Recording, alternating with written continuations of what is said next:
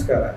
ಇವತ್ತು ಟಾಪಿಕ್ ಮಾಂಸಾಹಾರ ಒಳ್ಳೆಯದು ಇಲ್ವೋ, ಆಯುರ್ವೇದ ಇದ್ರ ಬಗ್ಗೆ ಏನು ಹೇಳುತ್ತೆ.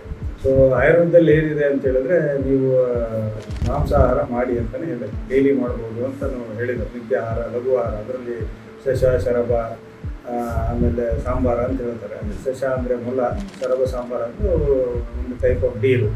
ಇವತ್ತು ಅದು ಇಲ್ಲಿಗಲ್, ನೀವು ಹೋಗಿ ಅದನ್ನು ತಿನ್ನಬೇಕು ಅನಿಸಿ ಹೇಳೋದಿಲ್ಲ. ಲಘು ಆಹಾರ ಅಂತ ಆ ಟೈಮಲ್ಲಿ ಹೇಳ್ತಾರೆ. ಮಾಂಸರಸ ನೀವು ಸೇವನೆ ಮಾಡ್ಬೋದು, ಅದು ನಿತ್ಯವಾಗಿ ಸೇವನೆ ಮಾಡೋದು. ಅದರಲ್ಲಿ ಷಷ್ಟಿಕ ಶಾಲಿ, ಮುದ್ಗ ಇವನ್ನೆಲ್ಲನೂ ಹೇಳಿದ್ದಾರೆ. ವೆಜಿಟೇಬಲ್ಸು ಇದೆ, ಅಂದರೆ ಡೈಲಿ ಸೇವನೆ ಮಾಡೋದು ಯೂಸ್ ಮಾಡ್ಬೋದು ಅಂತ.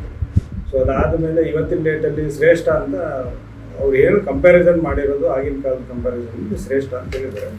ಇವತ್ತು ನೀವು ಮೀಟ್ ಕನ್ಸ್ಯೂಮ್ ಮಾಡ್ಬೋದು, ಮಾಡಬಾರ್ದು ಅಂತ ಎಲ್ಲೂ ಇಲ್ಲ. ಆಯುರ್ವೇದದಲ್ಲಿ ಹೇಳುತ್ತೆ ನೀವು ಮೀಟ್ ಕನ್ಸ್ಯೂಮ್ ಮಾಡ್ಬೋದು.